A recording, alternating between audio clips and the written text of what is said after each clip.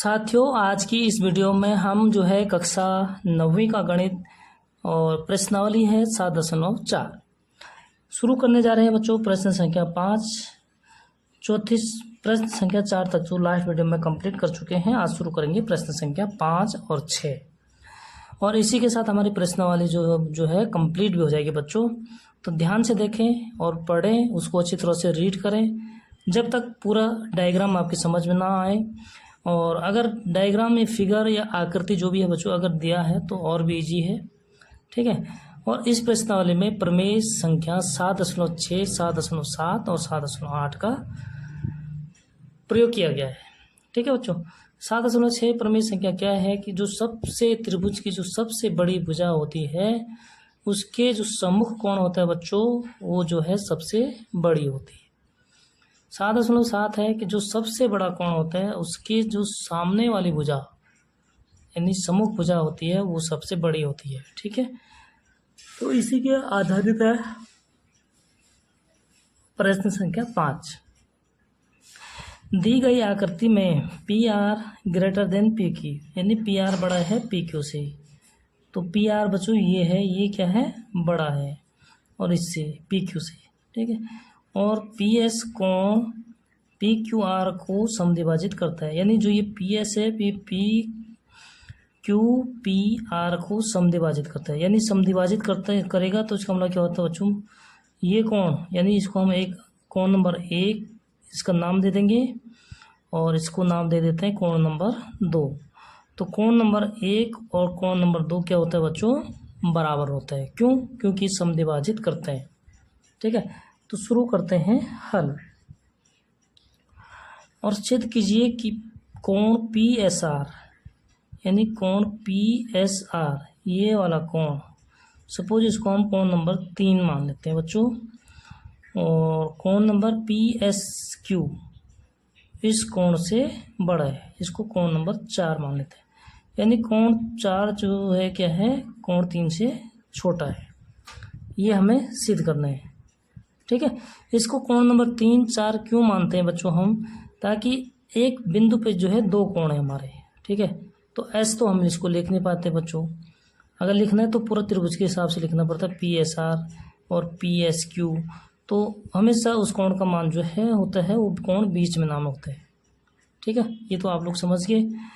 तो देखें हमारे पास दिया है कि पी आर बड़ा है पी क्यू से, ठीक है। क्या है बच्चों, पी आर जो है पी क्यू से बड़ा है और बड़ी भुजा तो इसके सामने वाली कोण बड़ा होता है, यानी क्यू बड़ा होगा, ये तो हम जानते हैं फिर, और आर छोटा होगा। लेकिन हमें सिद्ध करके बताना है बच्चों, ठीक है। तो हमारे पास इसमें 2 त्रिभुज बन जाते हैं, त्रिभुज 1 त्रिभुज 2, ठीक है। तो हम क्या लिखेंगे, त्रिभुज पी एस क्यू और त्रिभुज पी एस आर में, ठीक है, या कोण त्रिभुज, ठीक है, दोनों त्रिभुज है हमारे पास। तो देखिए बच्चों, तो इसमें क्या है हमारे पास, कोण 1 बराबर कोण 2। इसका कारण क्या है बच्चों कि पी एस समद्विभाजित करते हैं,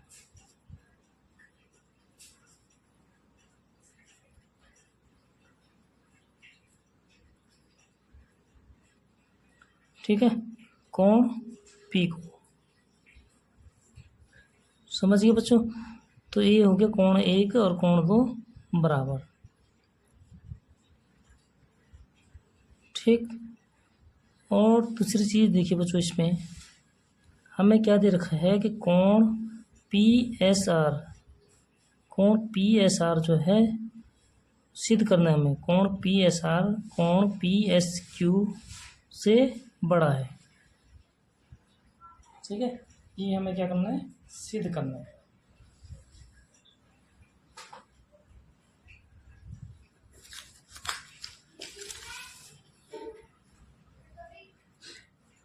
तो कोण Q बड़ा होगा कोण R से, ठीक है। अगर पी आर बड़ा है पी क्यू से, तो कोण क्यू बड़ा होगा बच्चों हमारा कोण आर से। ठीक है, इसको लिख सकते हैं हम।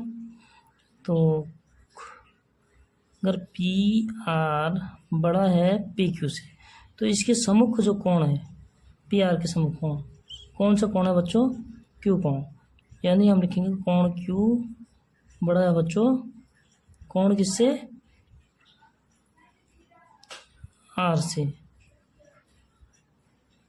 ठीक है, ये हम लिख सकते हैं। अब देखिए हमारे पास, जब हमारे पास ये वाला त्रिभुज है,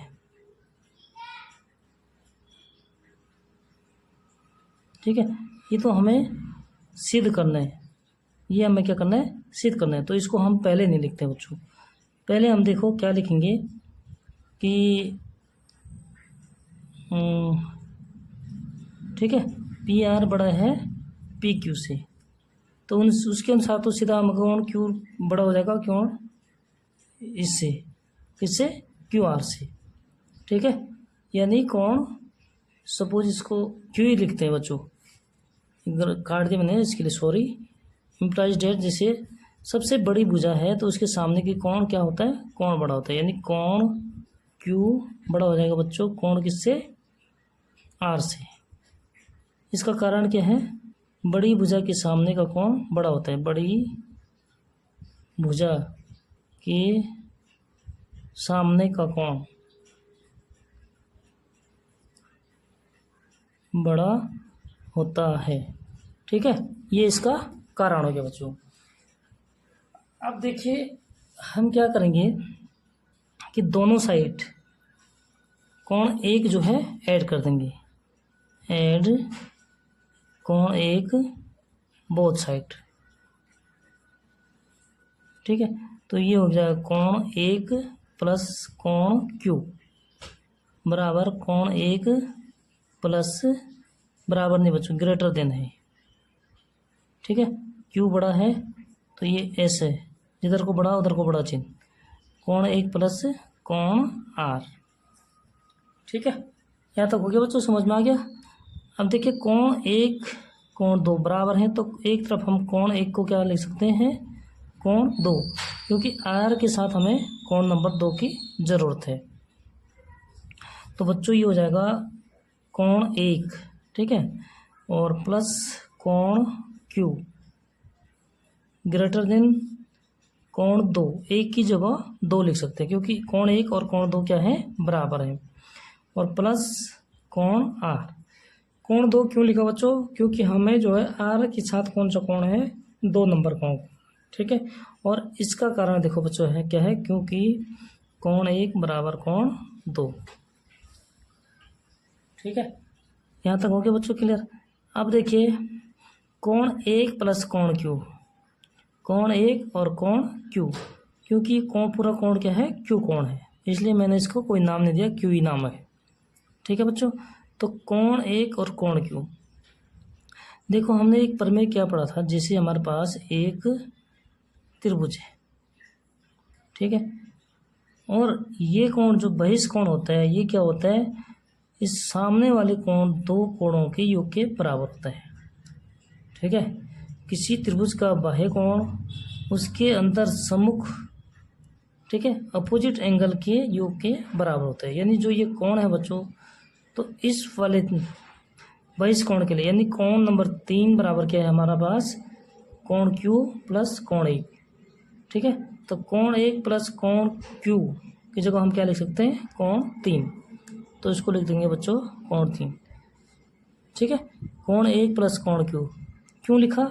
क्योंकि किसी बहिष कोण का जो है योग उसके सम्मुख त्रिभुज के दो अंतः कोणों के योग के बराबर होता है। ठीक है, तो इस कोण के सम्मुख कोण कौन से हो गए? ये दो कोण हो गए, उसके सामने वाले दो कोणों के योग के बराबर होता है। ठीक है, तो इन दो कोणों का योग हो गया कोण नंबर 3, समझ गए। और बड़ा है बच्चों कोण 2 और कोण आर, यानी कोण 2 और कोण आर किसके बराबर होगा? इस त्रिभुज के लिए बहिष कोण कौन सा है? कोण नंबर 4। तो कोण जो 4 है वो इन दो कोणों के योग के बराबर होता है, कोण 2 और कोण आर।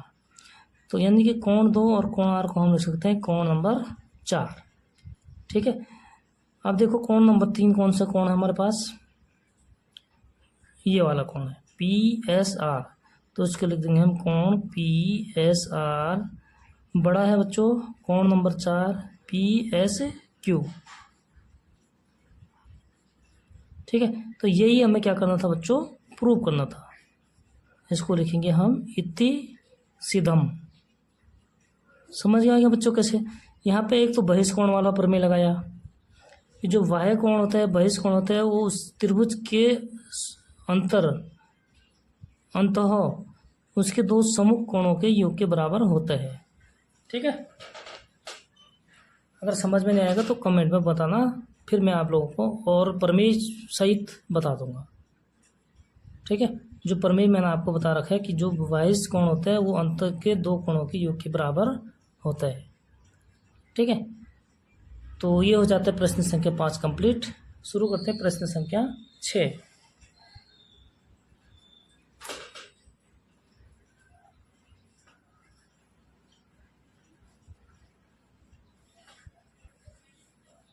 देखो बच्चों प्रश्न संख्या 6 क्या है, दर्शाइए कि एक रेखा पर एक दिए हुए बिंदु में जो उस रेखा पर स्थित नहीं है, ये बिंदु से दिए हुए बिंदु से है होगा। ठीक है बच्चों, हमारे पास क्या है, कोई एक रेखा है, सपोज ये रेखा हमारे पास है, इसका नाम दे देते हैं हम L रेखा लाइन। ठीक है, तो इस रेखा पर एक दिए हुए बिंदु से कोई एक बिंदु दिया हुआ है जो उस रेखा पर स्थित है, मतलब इस रेखा पर नहीं होना चाहिए, इससे बाहर कर दिया बच्चों एक बिंदु। इस तरह जितने रेखाखंड खींचा जा सकते हैं, सपोज इस बिंदु से जितने रेखाखंड खींचा जा सकते हैं, और एक रेखा ऐसी भी आएगी जो सीधा लंब होगी, और ऐसे भी आएंगे बच्चों। ठीक है, अनंत रेखाएं खींची जा सकती है। ठीक है, लेकिन जो ये लंब रेखा है तो क्या कह रहा है कि उसमें जब लंब रेखा सबसे छोटा होता है, जो ये लंब रेखा होगा ये सबसे छोटा होगा। सपोज ये बिंदु P है, ठीक है, और इसको लिख देते हैं PQ, और ये हो जाएगा R। ठीक है बच्चों, अब देखिए हमें प्रूव क्या करना है कि PQ छोटा है PR से। ठीक है, PR से किसी भी लाइन को ले सकते हैं आप यहाँ से। तो सपोज मैंने ये वाले लाइन ले लिया, तो हमें प्रूव करना है कि PQ सबसे छोटा है। ठीक है बच्चों, समझ गए क्या लिखना है, PQ PR से छोटा है, ये हमें प्रूव करना है। तो देखिए हमारे पास ये क्या बन गया, एक त्रिभुज PQR। त्रिभुज के तीनों अंतःकोण यानी कोण P, कोण Q और कोण R, अगर ये लंब है तो ये कितना होता है बच्चों, 90 डिग्री होता है। ठीक है, यहाँ तक समझ गए। तो शुरू करते हैं हल यहाँ से। देखो हमारे पास हमें सिद्ध क्या करना है कि PQ छोटा है PR से। ठीक है, क्या करना है, हमने प्रूव सिद्ध करना है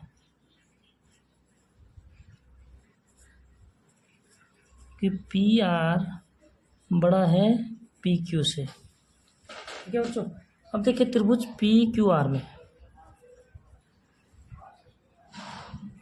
क्या दिख रहा हमें, त्रिभुज PQR में अगर ये 90 डिग्री का है, ठीक है, तो जो ये सामने भुजा होती है तो वो क्या हो जाएगी, सबसे बड़ा कोण भुजा। ठीक है, लेकिन हम जानते हैं कि त्रिभुज के तीनों अंतःकोण यानी कोण P प्लस कोण Q प्लस कोण R बराबर 180 डिग्री। ठीक है, कौन सा है, कोण योग धर्म।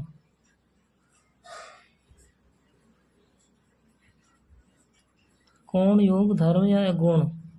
ठीक है, क्योंकि त्रिभुज के अंतःकोणों का योग कितना होता है बच्चों, 180 डिग्री होता है। और कोण क्यों 90 डिग्री है, क्यों है, क्योंकि ये सीधा क्या है, लंब है बच्चों। तो यहाँ पे हम लिख देंगे कोण P प्लस कोण R बराबर 180, और Q को उधर जाएगा तो माइनस उसका मान रख देते हैं बच्चों 90 डिग्री, तो जो कि हमारा कितना हो जाता है 90 डिग्री। ठीक है, तो कोण P प्लस कोण R बराबर 90 यानी 90 को क्या लिख सकते हैं हम, कोण Q। ठीक है बच्चों, तो इससे क्या हो गया कि जो P कोण है वो Q से छोटा है, कोण R भी P से छोटा है। तो बच्चों क्या हो जाएगा, इसलिए हम लिख सकते हैं कि कोण P छोटा है कोण Q से, और कोण R भी छोटा होगा बच्चों कोण Q से। क्यों? क्योंकि दोनों के जोड़ के बराबर है, तो अगर हम एक लिखेंगे तो छोटा होगा। ठीक है बच्चों, दोनों कोण के योग के बराबर है कोण Q। अगर तो P कोण तो छोटा होगा क्योंकि R घट गया, और R भी छोटा होगा अगर P हटा देंगे। ठीक है बच्चों, यहाँ तक हो गया। यानी कि हम क्या लिख सकते हैं इसको, कोण P। तो कोण P के सामने की भुजा कौन सी है, RQ। छोटा है कोण Q, PR। ठीक है, PR से छोटा है। समझ गए बच्चों, कोण Q